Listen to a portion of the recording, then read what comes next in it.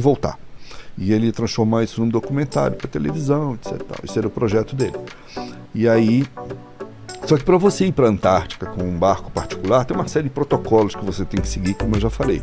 E um deles inclui você pagar um seguro para o caso de resgate, porque a operação é complicada, e esse cara pica, não pagou nada, né? Foi tudo no berro.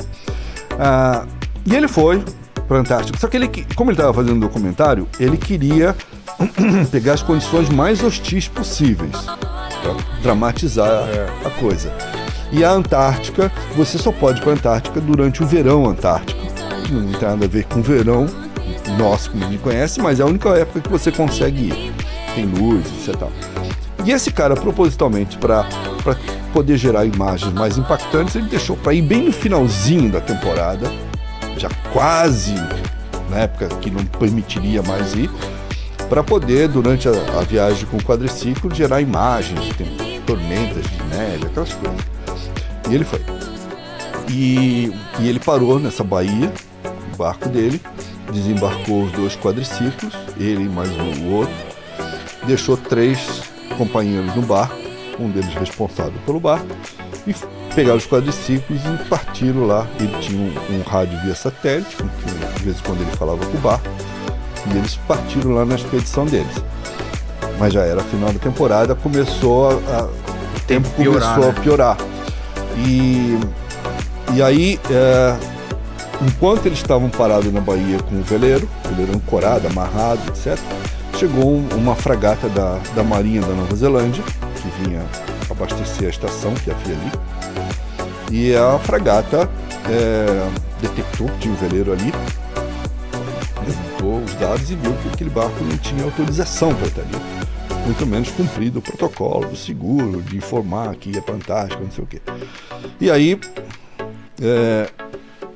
o oficial comandante da fragata mandou uma equipe até o barco lá, do veleiro, lá falar com os noruegueses, uma visita aparentemente cordial, mas dizendo, olha, vocês não podiam estar aqui, né?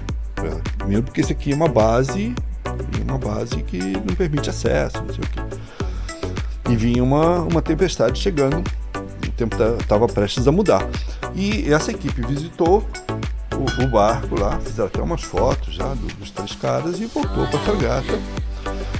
E naquele mesmo dia, eles foram visitar o barco pela manhã, e naquele mesmo dia, na parte da tarde, o veleiro, com esses 3 caras que estavam no veleiro, levantou a âncora e saiu da baía. Uma situação condenável, porque tinha uma tempestade chegando. Tempestade na Antártica é coisa feia. Tinha uma tempestade chegando, eles estavam num lugar parcialmente abrigado, que era uma baía, eles saíram da baía para ir para o mar aberto. Foi uma tempestade muito pior. Uma tempestade chegando. Aí... Por que a baía é mais protegida? Porque a baía, como é assim, ela sofre menos a intensidade das correntezas. Tá? Não que a baía seja totalmente protegida, dependendo do vento que entra dentro da baía, ele empurra o barco para terra firme do mesmo jeito, né? Aliás, essa era uma das teorias, que o barco teria saído porque o lugar onde ele estava sujeito a um tipo de vento que ia entrar e poderia arremessá-lo nas pedras. Essa é uma das teorias, mas não é a mais defendida. Sobretudo pelo líder da expedição, que era o Porra Louca, que estava no quadriciclo indo para o Polo Sul, né? Ele não estava no barco quando isso aconteceu. O barco sai. O barco foi embora da baía, chegou uma tempestade, horas depois o equipamento automático de socorro do veleiro começou a apitar, pedindo socorro. E aí até o sinal chegar na base na Austrália, voltar para a fragata, passaram-se horas, até que avisaram a fragata, falaram, o veleiro pediu socorro, vai lá tentar resolver o cara. E o comandante da fragata saiu da baía para buscar socorrer o veleiro, não achou mais nada. O veleiro sumiu, desapareceu, nunca mais apareceu, nem ele, nem os 3 caras que estavam lá dentro.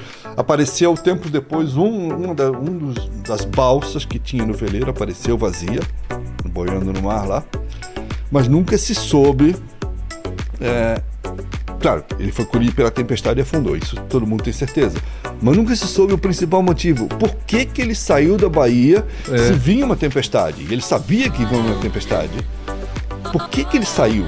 Né? E aí começaram as teorias de por que ele teria saído. Monstro das neves, né? O líder da expedição, Do que tava no quadriciclo. estava no quadriciclo, em determinado momento, durante a chegada da tempestade, fez contato, tentou contato com o veleiro, não conseguiu, pelo telefone de satélite, conseguiu um contato com um amigo, acho que na Noruega, uma coisa assim, e ficou sabendo, através da triangulação, que o veleiro dele tinha saído da Bahia e tinha sumido.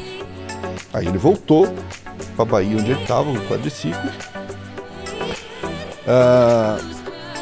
E aí, dias depois, ele embarcou num avião e foi embora da Antártica. Ele e o outro moleque, deixou os quadriciclos lá, foi embora e passou a acusar, e aí começa a história. E ele passou a acusar o governo da Nova Zelândia, a Marinha da Nova Zelândia, de ter expulsado o barco dele da Bahia. Entendeu? E aí seriam os culpados. Seriam os culpados, porque teriam deliberadamente colocado aqueles 3 caras numa rota em risco de vida. Rota De fato, morreram. Cara, E aí a história ela começa a ficar complicada, então. Pois é. E Não tem como provar que eles mandaram uma mensagem pros caras. Existe uma série de implicações. Quando você escuta o lado do Jarno, que era o comandante do barco, ele defende o seguinte, que a Marinha da Nova Zelândia tirou os companheiros dele da Bahia da segurança